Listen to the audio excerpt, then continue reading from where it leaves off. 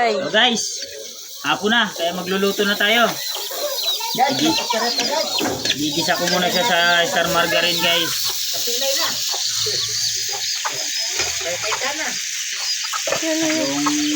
Yung alimasa guys, gigisa ko siya sa star margarine. Lalagay ko yung sili.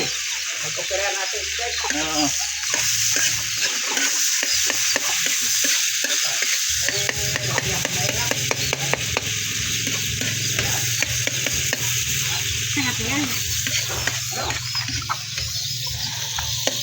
Ilulunod ko na guys yung alimasag.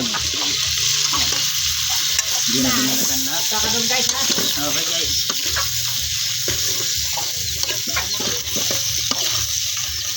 Ano guys, lalagay ko na naman yung malunggay, yung hagod at saka yung kalabasa.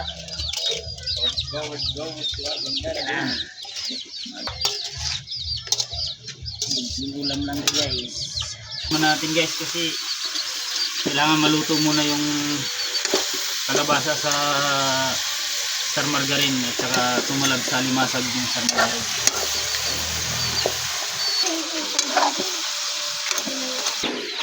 Lalagay ko na yung gata guys.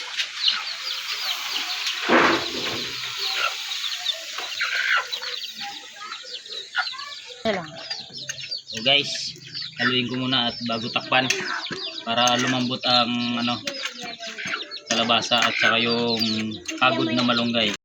So guys, okay na to. Hanguin na natin guys.